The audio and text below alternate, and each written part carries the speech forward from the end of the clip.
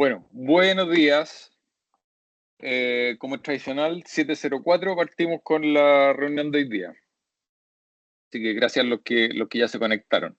Hoy día vamos a ver este trabajo. El título es Influencia de los factores clínicos y genéticos en los requisitos de dosis de propofol, un estudio de asociación a genoma completo.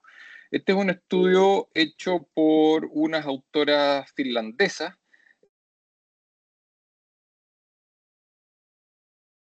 Perdón, ahí sí. Sirk Wallström es la autora principal. Les voy a mostrar acá, ahí sale una foto que tiene en su página web, y la autora senior es Eija Kalso. La autora Ahlström tiene algunas publicaciones ya, y este trabajo, hecho obviamente en el Hospital Universitario de Finlandia, es parte de una tesis doctoral. La tesis doctoral de ella es esta que aparece aquí, que en fondo ella le ha seguido un poco la pista a ver los factores genéticos y clínicos que predicen los requerimientos de propofol y de rocuronio, y también la influencia de estos en las náuseas y vómitos postoperatorios, de la genética en las náuseas y vómitos postoperatorios. Uno de los trabajos previos que este grupo tenía, y ella en particular, es un trabajo que ya fue publicado, digamos, con respecto al uso de rocuronio y los requerimientos de acuerdo a las variaciones genéticas que pudieran existir. Y en este estudio lo que ellos encuentran es que la genética explicaría el 4% de la variabilidad del consumo rocuronio. Solamente eso sería la explicación genética, digamos. ¿Y dónde sería, por qué ocurriría esto? Probablemente por un polimorfismo asociado al gen, un gen bien particular, digamos, en el cromosoma 12. Así que la influencia que tiene la genética en esta respuesta de esta droga, por lo menos, es bastante limitada.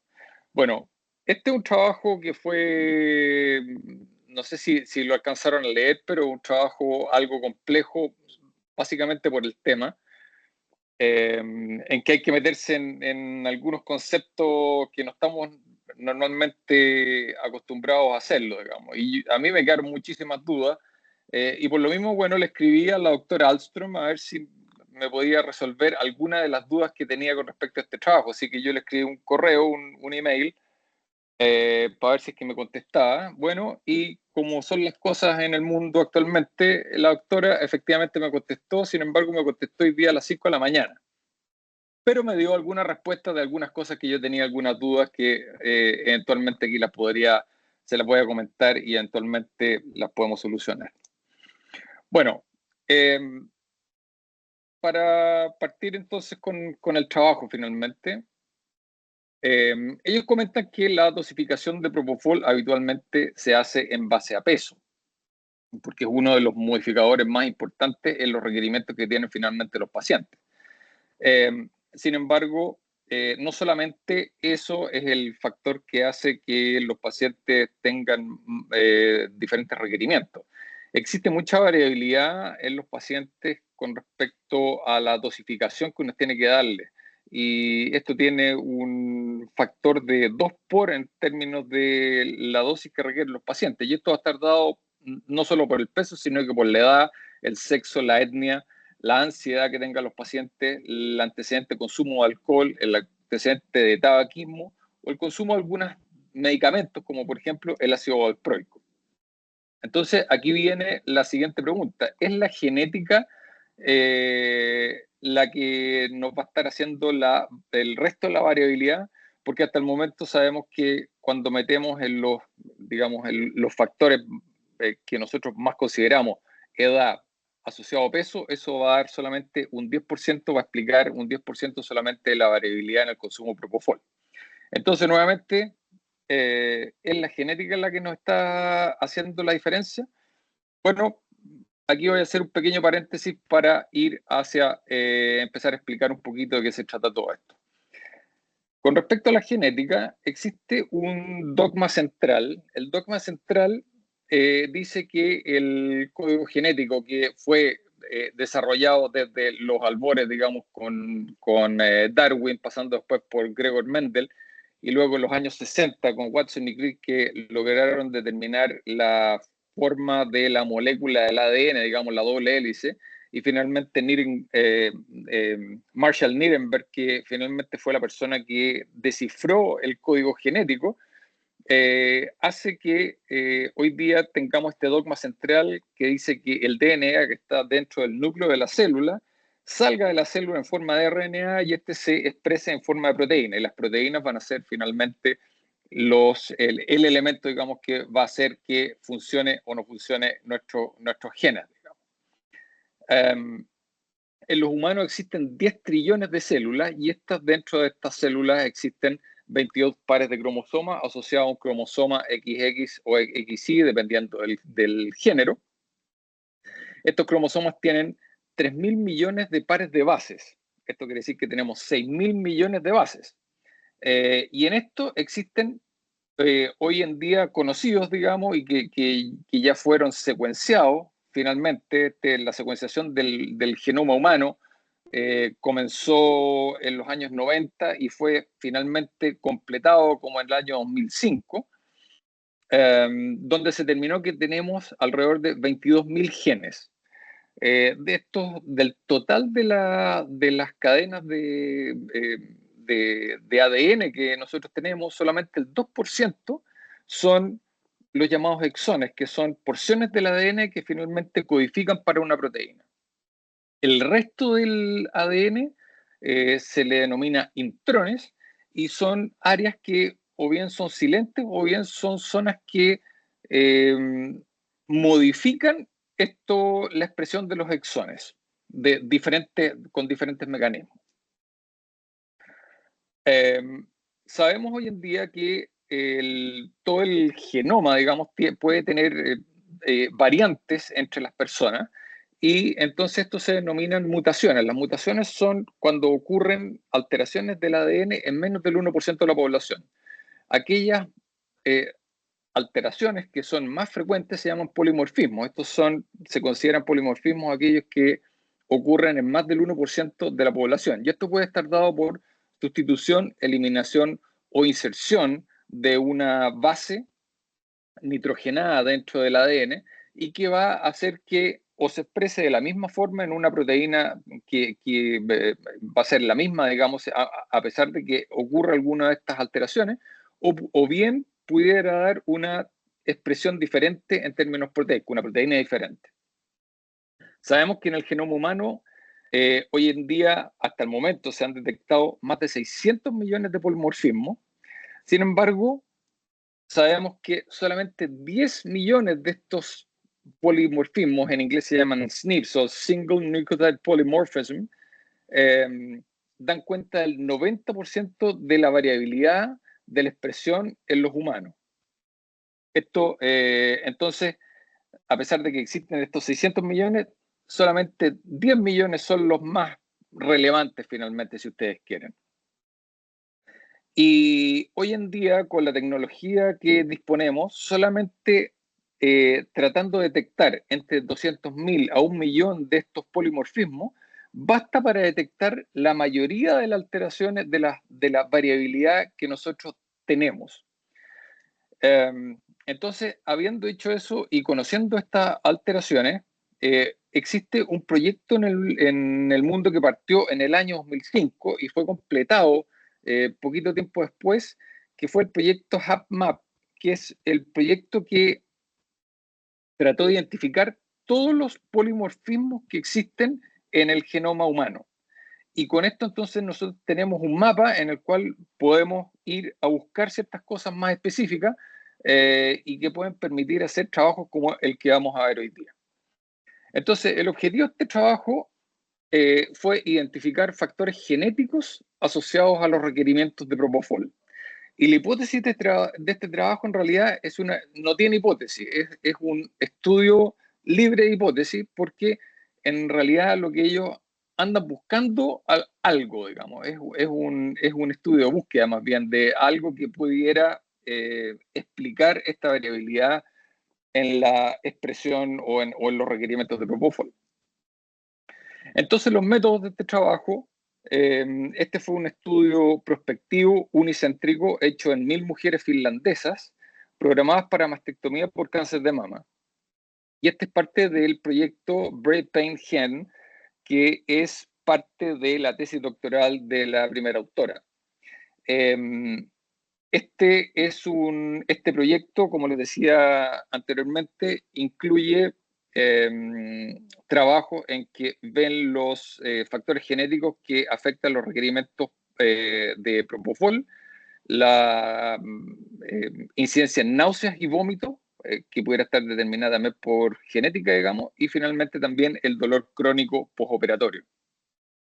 En un trabajo previamente realizado por este mismo grupo y que ya tienen algunos resultados, ellos querían ver las náuseas y vómitos postoperatorias y vieron en ese trabajo, vieron que no existía ninguna variante genética de alto impacto para náuseas y vómitos postoperatorios. O sea, fue un estudio finalmente negativo, de resultados negativos. Bueno, siguiendo con esto, la metodología que ellos utilizaron para este trabajo fue estas pacientes que iban a ser operadas de cáncer de mama, les dieron una anestesia en base a propofol más remifentanil, reclutaron pacientes a lo largo de 4 años, desde agosto del 2006 a diciembre de 2010. Fue un estudio que pasó por el Comité de Ética y tenían criterios de inclusión y criterios de exclusión claros que aparecen ahí en ese pequeño cuadro.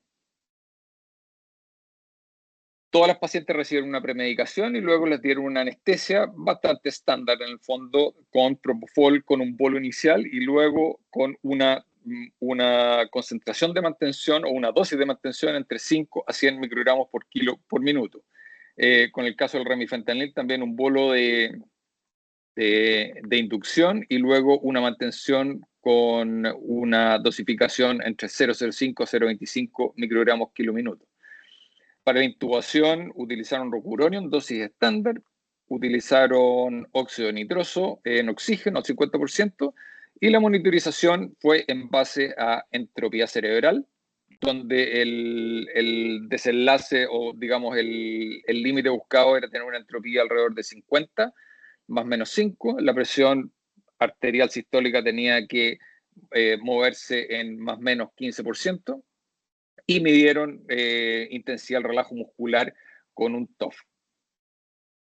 El consumo de propofol durante la cirugía fue el desenlace principal, en el fondo, que era el desenlace que ellos andaban buscando, y lo normalizaron con una transformación logarítmica de su dosificación en miligramos kilo minuto. Con respecto al genotipo, una vez que las pacientes estaban dormidas, les tomaron una muestra sanguínea periférica e hicieron un análisis que era ciego al fenotipo de las pacientes. Y para esto para detectar finalmente los polimorfismos que podrían tener estas pacientes y que aquellos polimorfismos pudieran explicar el consumo de propofol durante la cirugía. ¿Qué polimorfismo ellos utilizaron o buscaron, digamos, aquellos que tuvieron una frecuencia alélica más de 1% y que estuvieran en equilibrio de Hardy-Weinberg? El equilibrio de Hardy-Weinberg es un modelo que se utiliza para calcular las frecuencias genotípicas a partir de frecuencias alélicas, y esto tiene una distribución como aparece aquí en el gráfico, que un poquito más adelante se los voy a explicar, les voy a explicar cómo se lee esto y qué es lo que debe uno esperar. Desde el punto de vista estadístico, ellos inicialmente hicieron un análisis univariable con regresión lineal para los requerimientos de propofol. Y en este caso, los factores que ellos introdujeron en su modelo fueron los siguientes: edad, índice de masa corporal, clasificación ASA, presencia de tabaquismo, presencia de alcoholismo o definido como uso semanal de alcohol, no alcoholismo, pero consumo de alcohol, consumo de remifentanil, el valor de entropía, si es que se le hizo o no se le hizo cirugía axilar, qué tipo de cirugía para su cáncer de mama se hizo, si presentaron dolor crónico y si las pacientes eran o no eran colorinas. Y acá voy a hacer un pequeño paréntesis porque aquí hay un dato que son datos bien interesantes. Con respecto a las colorinas se ha observado que las pacientes colorinas requieren más anestesia que otros colores de pelo. Este es el único fenotipo que claramente tiene una relación con por lo menos con la anestesia. Entonces, luego de esa observación, los autores querían ver si es que realmente las colorinas requieren de más anestesia durante su procedimiento. Y la segunda observación fue que el fenotipo pelirrojo puede ser relacionado con distintas mutaciones del gen que codifica para el receptor de melanocortina 1.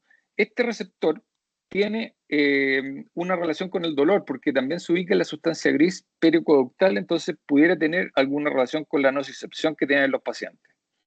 ¿Y qué es lo que encontraron estos autores? Lim en el año 2004 hizo este estudio y lo que ellos encontraron fue que las colorinas efectivamente requieren más anestesia general durante una cirugía. Vieron que el MAC del deflorano en estas pacientes aumenta en un 20% con respecto a las pacientes morenas. Así que por lo tanto este fue el primer fenotipo claramente relacionado a un resultado clínico. Y esto además tuvo una correlación con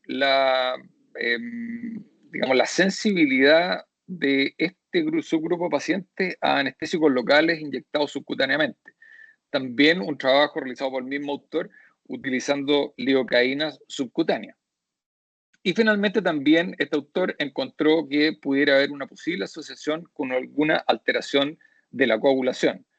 En este estudio ellos querían ver si es que efectivamente las colorinas tenían más trastorno de coagulación y lo que ellos encontraron fue esta fragilidad capilar, entendida como lo que uno quiere entender, digamos, porque en realidad ningún examen de laboratorio en las colorinas está alterado significativamente comparado con otros colores de pelo, pero sí estas pacientes tienen más tendencia a tener moretones o tener esta como lo que uno entiende por fragilidad capilar, lo que sea eso, digamos. Bueno, volvamos entonces a nuestro trabajo. Luego este análisis multivariable en que metían todos estos factores que les había mencionado antes. Luego hicieron un análisis multivariable con todos los factores que fueran finalmente con un valor P menor a 0,05 para los requerimientos de Propofol. Con eso entonces ellos hicieron un estudio de asociación de genoma completo. Y aquí voy a tener que hacer nuevamente un pequeño paréntesis para explicar de qué se trata esto, el Genome Wide Association Studies o GWAS. Esta es una metodología más o menos nueva que permite analizar todo el genoma para detectar ciertas alteraciones genéticas que pueden explicar algún resultado. Por ejemplo, pacientes que tienen diabetes mellitus tipo 1 fue detectado de esta forma, o bien el trabajo que estamos revisando hoy día.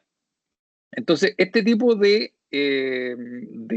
metodología, en este caso lo que ellos quieren ver es la asociación entre la concentración o la dosificación de Propofol y un número determinado de polimorfismos que son elegidos bastante, no sé si con pinzas, pero es un número importante de ellos, en este caso 650.000 polimorfismos, los van a comparar contra el consumo de Propofol que tienen las pacientes, digamos, durante esta cirugía.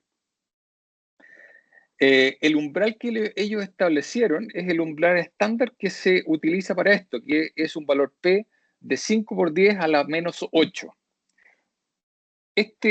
Para ponerlo en contexto, digamos, este umbral es el equivalente a detectar una gota de agua en un estanque de 1000 litros, digamos. O sea, es muy poco probable que uno por azar saque esta única gota, digamos.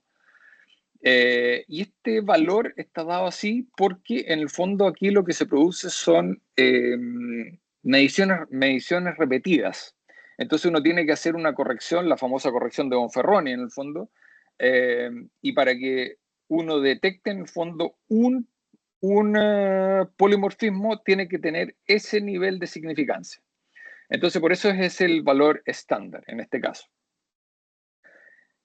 Pero luego usaron un segundo valor que es un umbral de asociación, que es un umbral que ustedes ven que el valor es un poquito más chico en el fondo, un valor de 1 por 10 elevado a menos 5. Y con eso uno dice, bueno, este polimorfismo pudiera tener alguna asociación, pero es menos significativo que el valor estándar de este tipo de estudios. Y las posibles funciones biológicas finalmente que ellos analizaron fue para aquellos polimorfismos que tenían digamos, una aparición o una probabilidad por azar, en el fondo, de 5 por 10 a la menos 6. Y ahí usaron estas 4 herramientas de análisis para detectar si es que este polimorfismo tenía alguna función biológica. Todo esto fue hecho in silico, que se llama, vale decir, solamente con poder computacional para detectar si es que este polimorfismo tenía alguna relación con algún sitio en el ADN que estuviera codificando para algún exón, en el fondo alguna zona que efectivamente se expresa, y que pudiera explicar el consumo de propofol en este modelo. Entonces, ¿cuáles fueron los resultados? Ellos evaluaron más de 1.500 pacientes, finalmente se quedaron con 926 pacientes por diferentes razones que tuvieron que ir eliminando, fue que pacientes que no tenían las excluyeron por criterio de exclusión, pacientes que se negaron a participar o bien algunos de los análisis que no funcionaron. La población estudiada entonces fueron pacientes finlandesas. Acá yo les muestro una foto generada por la inteligencia artificial en que yo les pedí que me pusieran una paciente de 58 años, de 68 kilos de peso y de 1,64 m, pero que fueran finlandesas. Así que para que ustedes tengan ahí más o menos una idea de qué se trató este subgrupo de pacientes estudiados. Las pacientes, bueno, las operaron, la duración de la operación bastante estándar, 92 minutos, y el consumo de propofol promedio fue de 84 microgramos por kilo por minuto, en el fondo no consumo, sino que dosificación durante el intraoperatorio. Ahora, los factores que modificaron el modelo, los factores clínicos en el fondo, fueron, bueno, efectivamente, índice de masa corporal, si fumaban o no, consumo de alcohol, la dosificación de remifentanil, la entropía intraoperatoria, pero ellos además agregaron a este modelo la edad de los pacientes y la presencia de dolor crónico, a pesar de que estos no alcanzaron una significancia estadística en la regresión unilineal, en el fondo. La regresión multilineal, finalmente ellos lo introdujeron en la fórmula porque les mejoró digamos, mejoró el modelo. Cuando fueron a hacer finalmente el análisis de genoma completo, tuvieron disponible a 926 pacientes, y para el umbral estándar que yo les decía, ese de 1 por 10 a la menos 8, solamente encontraron un exón en el cromosoma 11. Y para el umbral de asociación encontraron 64 variantes en 54 genes, donde 4 eran los más significativos. Y que fueron, eso que está ahí, ese es el único que alcanzó la significancia, digamos, estándar de este tipo de trabajo. Pero luego encontraron estos otros 4 que son también los más significativos. Y las covariables que ellos introdujeron en este modelo fueron índice de masa corporal, presencia o que fueran o no fumadoras, uso de alcohol semanal, la dosis remifentanil y el valor de entropía. Entonces, ellos vieron que el alelo menor aumentó el consumo de propofol, vale decir, en este caso, aquí yo les voy a explicar este gráfico de Hart y Weinberg, el alelo menor, en este caso es, espérate que hay alguien, ahí sí. El alelo menor, en este caso, este es un ejemplo, digamos, es el que tiene las 2A mayúsculas, digamos, en este caso, si usted quiere un dominante, que tiene una proporción de 0,1.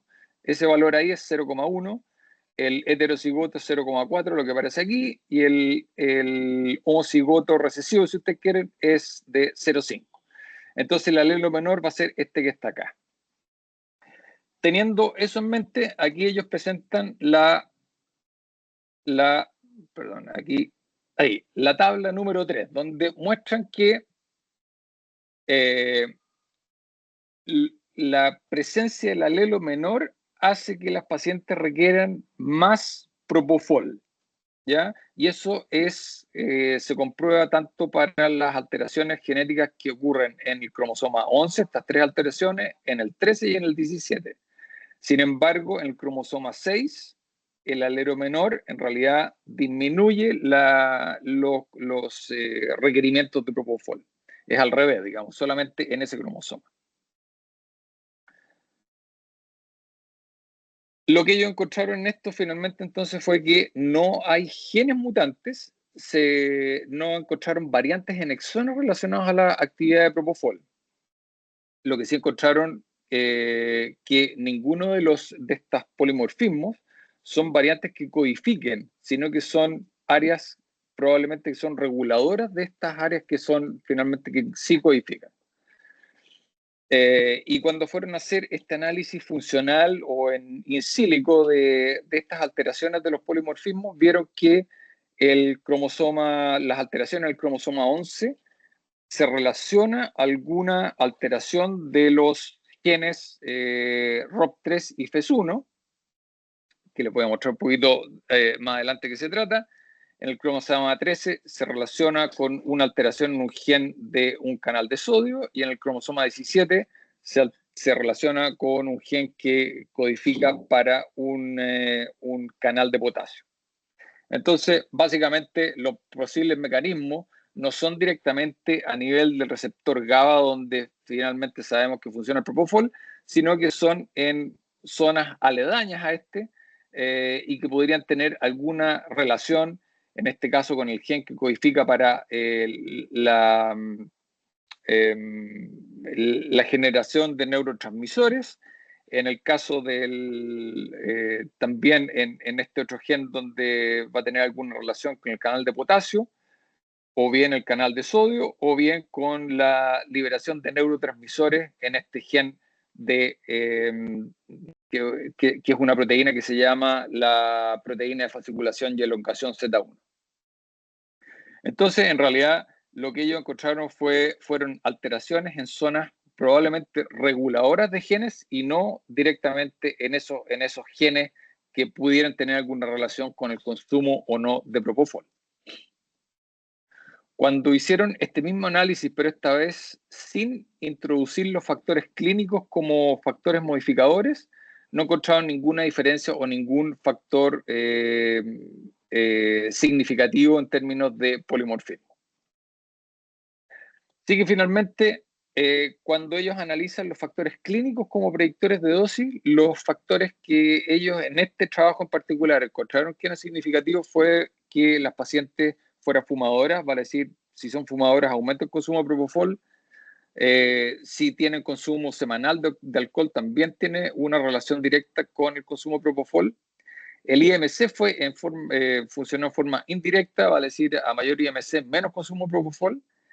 Con relación al uso de remifentanil también tiene una relación directa, pero probablemente esto pudiera, o ellos lo explican, de por qué tiene esta relación que no es sinérgica como uno está acostumbrado. Digamos, si uno usa remifentanil asociado a propofol, debería disminuir la concentración de propofol. En este caso fue al revés. Creen que pudiera haber una interindividualidad en la sinergia, o bien que esto fue un efecto paradojal de la titulación, ya que para el propofol utilizaron un método de medición, mientras que para el remifentanil otro. Entonces, puede haber ahí un problema más bien metodológico. Y finalmente, con la entropía, encontró una relación indirecta, pero esto es básicamente por efecto del diseño del estudio. Estos eran los factores clínicos, pero lo que nos interesa a nosotros fue ver cuáles fueron los factores genéticos como predictores de dosis. Y lo que ellos encuentran en esto, en el fondo, es que hoy en día sabemos que más del 90% de los polimorfismos detectados con esta tecnología de análisis de genoma completo, en general son intrones, vale decir, son áreas que no codifican, pero sí que tienen probablemente una función regulatoria. Y en este trabajo probablemente ocurrió algo por esas líneas de todas maneras. No encontraron polimorfismo en genes que regulen los receptores GABA-A, que sabemos dónde actúa el propofol, o bien que regulen vías metabólicas de propofol. Tampoco encontraron nada de eso, sino que encontraron estas cosas aledañas que tienen que ver un poco más con la sintonía fina. Entonces, este estudio o esta metodología da luces sobre algunas señales para anestesia general y no específico para el propofol, porque da cuenta de algunos mecanismos generales de anestesia general, pero como les decía, no específico para el propofol. Por supuesto, este trabajo tiene algunas limitaciones. Este trabajo, a pesar de que se estudiaron 900 pacientes o más de 900, para este tipo de análisis sigue siendo un número limitado de pacientes. Normalmente cuando se hacen este tipo de estudios se utiliza en el orden de miles o cientos de miles de pacientes. Pero en este trabajo piensen que cada paciente era una cirugía, en que le hicieron todo este análisis genético una por una en el fondo, pero sigue siendo un trabajo enorme, pero en términos de la metodología es limitado. El otro problema es que no se detectaron polimorfismos en los exones y probablemente no los hay,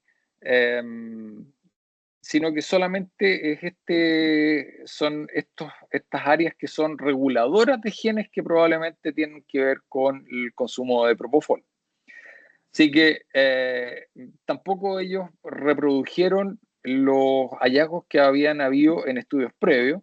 Y la pregunta aquí es, ¿será porque la población estudiada es la que no tiene estos polimorfismos, porque son solamente finlandesas, o porque realmente no existen, digamos?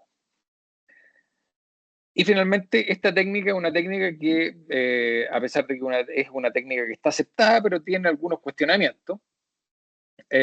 Y se ha visto y los cuestionamientos es que en más del 90% de este tipo de estudios no se detectan exones responsables, sino que solamente estas zonas adyacentes. Y estos resultados tienen una fuerza de asociación y no una fuerza causal. Así que por lo tanto hay que entenderlo desde ese punto de vista. Con respecto a los comentarios de esto, me parece que este es un estudio muy interesante que busca la sintonía fina de la variabilidad de la respuesta al propofol.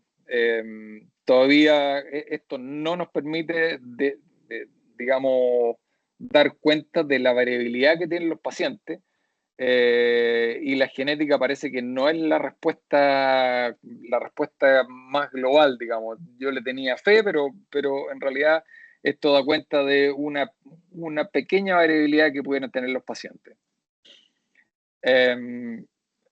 Lo otro es que este trabajo fue hecho en una población estandarizada, en una población de lo que ellos llaman los ancestros fundadores. Esta es una población bien definida y que probablemente los pacientes, digamos, si te quieren caucásicos o más puros, eh, fueron estudiados.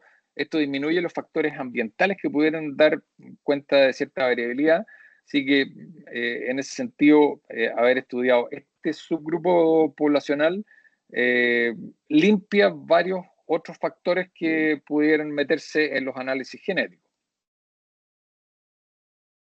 Por otro lado, podrían ser mecanismos propuestos que sean nuevos a los ya estudiados y que nosotros solamente nos estamos centrando en el análisis del receptor GABAérgico, digamos. A lo mejor todos estos otros mecanismos que están apareciendo o que ellos muestran pudieran tener alguna relación o dar luces para el análisis de por qué funcionan los anestésicos generales. Así que es importante, me parece, seguir analizando con esta metodología.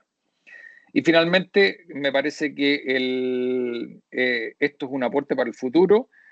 Lo que se viene más adelante va a ser el análisis o los metaanálisis de este tipo de metodología, porque con eso vamos a permitir tener muchísimos más pacientes en el orden de cientos de miles de pacientes o incluso millones de pacientes y millones de análisis que nos permitan tener una idea un poquito más acabada de lo que pasa.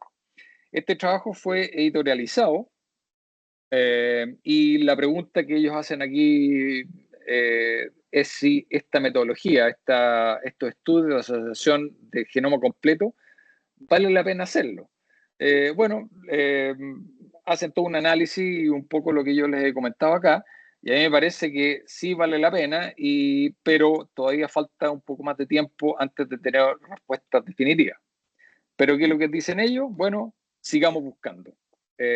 Pareciera ser que aquí algo de respuesta vamos a tener y vamos a poder entender un poquito más la variabilidad que existe en el consumo de propofol en nuestros pacientes. Bueno, esa era la última lámina. Quedo aquí atento para posibles preguntas.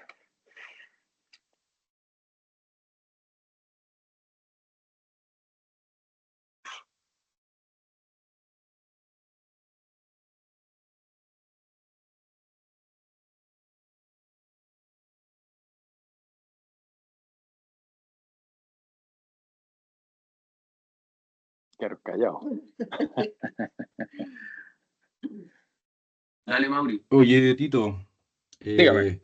oye, súper bueno el trabajo, yo creo que, o sea, no sé si súper bueno, finalmente es un trabajo más que trata de explicar esta variabilidad de las drogas y que está mirando una cuestión a la que se está mirando ya hace mucho rato, que tiene que ver con la expresión génica y cómo finalmente las características de expresión de tus proteínas pueden cambiar el efecto de las drogas.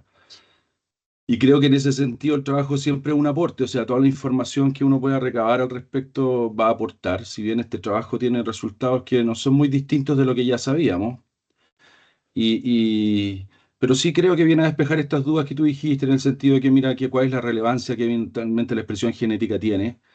Pero creo que ahí hay un problema también de enfoque de la cuestión.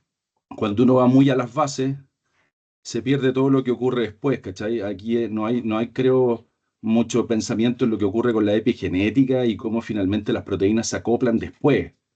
Y ahí hay un montón de procesos que no necesariamente se explican a este nivel en lo que ellos están buscando. Yo los invito un poco a revisar el tema, yo creo que es un tema súper interesante. Con Cortines revisó un trabajo hace un tiempo que hablaba acerca de la paradoja de la titulación del propofol, donde básicamente te dice que el 20% de los pacientes no funcionan con los, no sé, con los modelos farmacocinéticos existentes y que por lo tanto te obliga a monitorizar a los pacientes de todas formas. Ahí en ese trabajo, que es un trabajo hecho por farmacólogos, ¿cachai? Está metido Minto y Schnier, lo que básicamente lo que ellos te dicen es que poco avance va a haber tratando de dilucidar más cosas que tengan que ver con la explicación farmacocinética y que probablemente los modelos ya lograron un límite, un tope ahí, y que probablemente la cuestión va más bien por la parte dinámica. Entonces, claramente cómo se acoplan los receptores GABA, cómo dimerizan en el cerebro, que tiene que ver con una cuestión más bien de la regulación, como estoy diciendo. Aquí yo creo que la gran aporte que tiene esta cuestión es que te dice, mira, pareciera ser que al menos en este término de receptores GABA no hay muchos polimorfismos en cuanto al receptor, pero sí en cómo se regula la expresión de esos receptores. O sea, hay GAIA que, por ejemplo, puede tener un subtipo con... Hay que acordarse que el receptor GABA al menos tiene 5 subunidades. Y las 5 subunidades son de conformación distinta en cada personaje o en cada gallo. Y además dimerizan y pueden dimerizar en forma distinta. Y eso puede explicar un poco ¿cómo decirlo?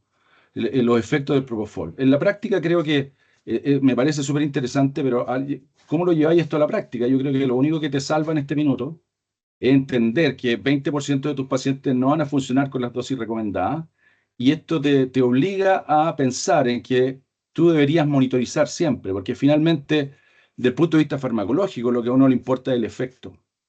Y si tú mejoráis en poder pesquisar los efectos de los pacientes, mejoráis la interpretación, no sé, del electroencefalograma, vaya a poder titular mejor. Eh, entonces me parece súper interesante el trabajo, yo creo que es súper chora la línea de investigación, eh, probablemente un poco distante a lo que nosotros hacemos, pero súper interesante, me parece que es claro que probablemente aquí no esté la explicación, pero sí en la regulación y volvemos a la dinámica y no perder nunca eso, entonces... Así que gracias, yo creo que además lo explicaste súper claro, una cuestión que es que puede ser súper compleja de entender y leer. Yo creo que lo llevaste así como nos bajaste el nivel y fue muy bueno hacer eso porque nos quedó súper claro lo que ocurría. Así que te felicito por la presentación. Los invito a leer estos trabajos de Schneer y de Minto, que son bien farmacológicos y más cercanos a lo que uno hace, que hablan acerca de la paradoja de la titulación. Hay al menos 3 trabajos publicados y una editorial del tema. Se los puedo compartir por acá más rato para que un poco vayan entendiendo o viendo que esto está tratando de explicar esa paradoja en el fondo. Si bien no lo logra, hay un intento bien loable y de harto esfuerzo para poder explicar ese problema de la paradoja, que tiene que ver con que hay pacientes que son súper sensibles al efecto del propofol y hay pacientes que son súper resistentes al efecto del propofol. Entonces, las dosis habituales que tú ocupáis no te sirven en eso.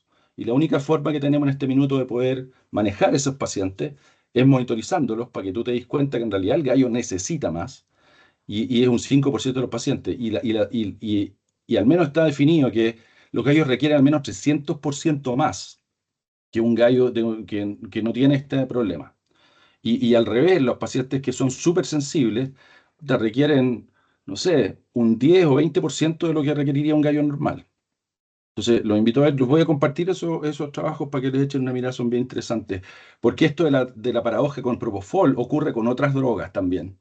Entonces, uno podría ir a explorar, por ejemplo, qué pasa con remifentanil, qué pasa con los opioides, qué pasa con, no sé, cuando los pacientes que se manejan de dolor crónico no funcionan, etcétera, etcétera. Gracias. Muchas gracias, Mauri. Peña. Bueno, oye, yo me sumo a las felicitaciones de Mauro por la presentación. Yo creo que fue súper buena. Siempre las tuyas son bien como didácticas, bien gráficas. Y eso se agradece porque en general esto está como bien distante a lo que nosotros hacemos habitualmente. Entonces, y es un tema que es medio oscuro. Escucha, yo la verdad que como que para hacer lo que supongo que es como el análisis crítico del trabajo. Yo creo que la presentación estuvo buena, pero a mí el trabajo no me convence mucho, digamos, porque me llevo pocas cosas para casa, más allá de aprender o hacer un refreshing de toda esta cuestión que tiene que ver con genética molecular y con todos estos estudios de polimorfismo. Que entre paréntesis, como tú recordarás, Héctor, ya harto tiempo dando vueltas. O sea, esta cuestión hace 20 años atrás estaban todos vueltos locos haciendo los microarrays y de hecho ahí en Duke la Deborah Sheen, que era como la campeona de todas estas cuestiones, hacía microarrays para poder estudiar efectos asociados a, si no me equivoco, factores de riesgo en enfermedad cardiovascular, porque ella era anestesista cardiovascular, digamos.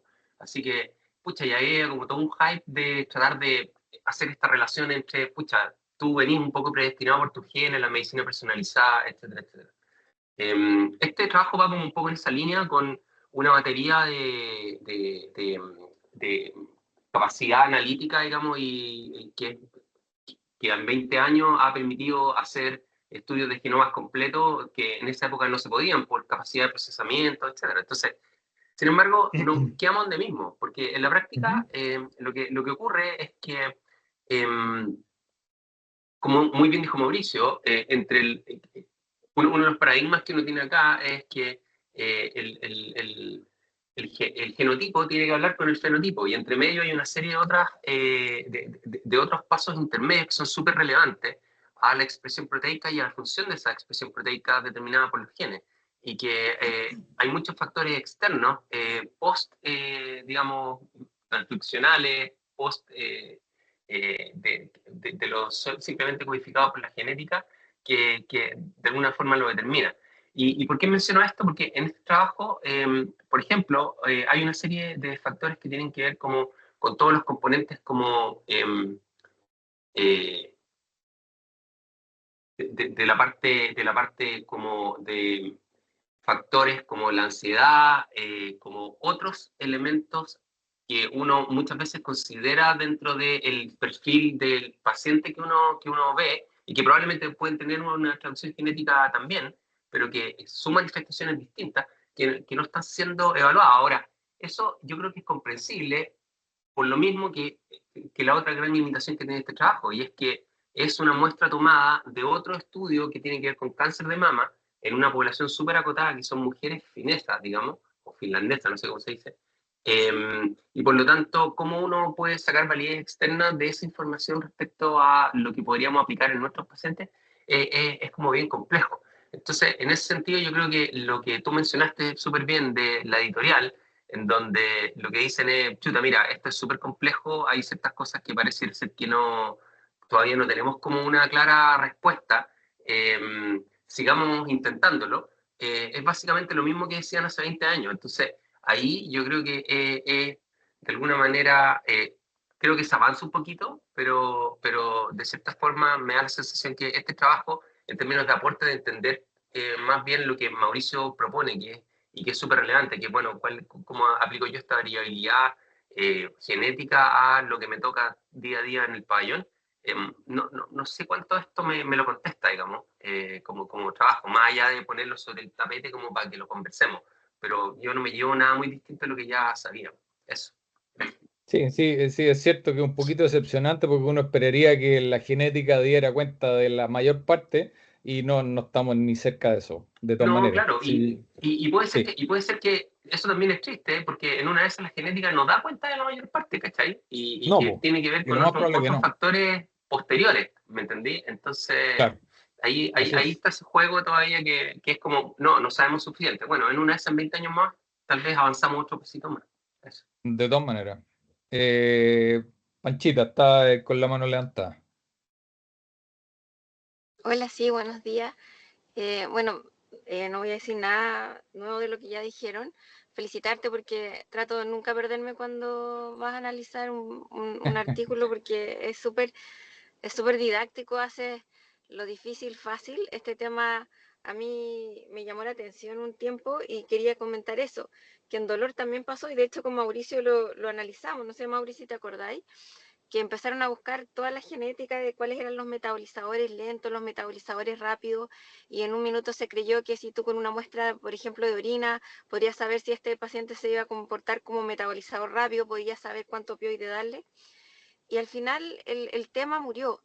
¿Por qué? Porque hay tantos factores, eso es lo que yo me quedé al menos, que influyen entre medio de la genética, que se te hace imposible ver si solamente la genética tiene un rol, sin duda lo tiene, pero después todas las transcripciones que vienen después, las proteínas que se sintetizan en el camino, factores sociales, factores biológicos, culturales, etcétera, etcétera, que es un sinnúmero de factores que al final era más caro hacer el test que, que en el fondo tirarte con una dosis y evaluar la clínica del paciente, chuta, se mareó mucho, tuvo muchos efectos adversos, entonces ya este debe ser de tal categoría, entonces me voy a bajar. Al final, en dolor, al menos, primó la clínica y los trabajos que es menos de lo que dice el Feña en dolor, por lo menos de los 20 años, o que estaba más avanzado con otras drogas, en los opioides no fue tan antiguo, pero fue un boom y yo siento que ahora ya como que se abandonó un poco porque era como en ese minuto un poco difícil de aislar estos otros factores tan importantes. Entonces, en los opioides por lo menos pasó eso. Te felicito, me encantó el tema.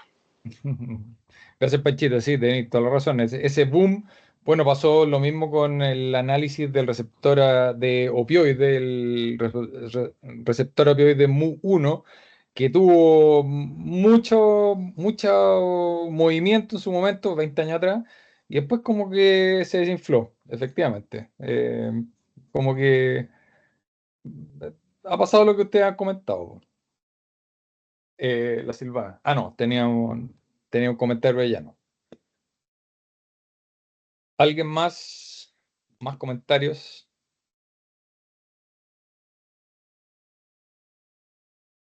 Yo tengo una pregunta abierta, Doc. Dale nomás. Dentro de, bueno, de su presentación, dentro de su presentación y de los comentarios posteriores, con evidencia que hay varios intentos, por así decirlo, hay una son bien enérgicos los trabajos en intentar buscar cuál es el origen de la variabilidad, básicamente, como de dónde nos agarramos, pero al parecer varios han fracasado, por así decirlo, de alguna forma. no sé, la pregunta abierta es, ¿dónde creen que hay que, o dónde creerían ustedes que hay que entrar a buscar actualmente? Así como, ¿dónde podría estar el origen de la variabilidad? Como buscando líneas de investigación que probablemente ya están andando, no sé, yo las desconozco probablemente, pero ¿dónde creen ustedes que está el foco o dónde deberíamos movernos para buscar el foco? Porque yo creo que en realidad por acá anda, probablemente es mucho más relevante la epigenética que la variabilidad genética, sí, pero no sé, yo no he revisado la verdad el tema y no sé qué líneas de investigación ya están andando respecto a ese punto. Sí, yo no tengo una respuesta para eso así preparada. No, la verdad que yo le tenía fe a esta parte, pero claramente no. Eh, Pucha, yo tengo una idea al respecto. Yo creo que una cosa que ocurre con esta droga, con Propofol, es que no existen polimorfismos demostrados y ellos lo vienen a demostrar acá. Yo creo que esta cuestión de la genética sirve cuando tú podés identificar polimorfismos efectivamente en los pacientes. Y esos polimorfismos explican en gran medida los cambios de cómo funcionan los fármacos.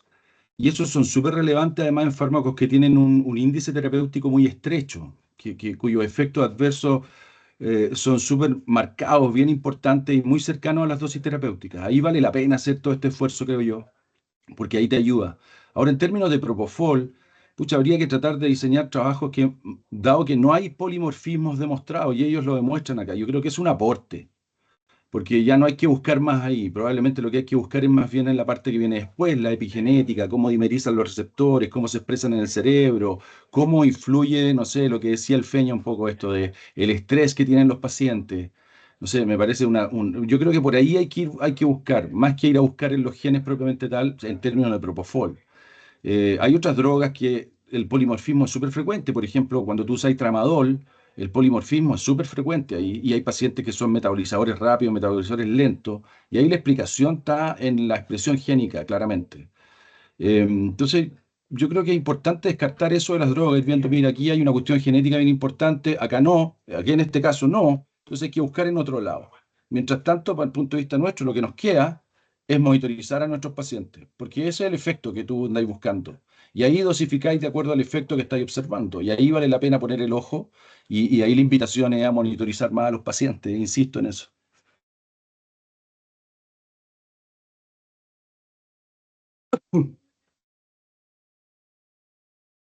Gracias, Mauri.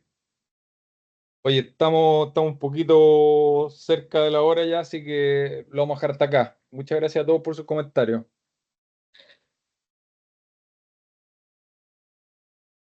Ya, un abrazo, chao.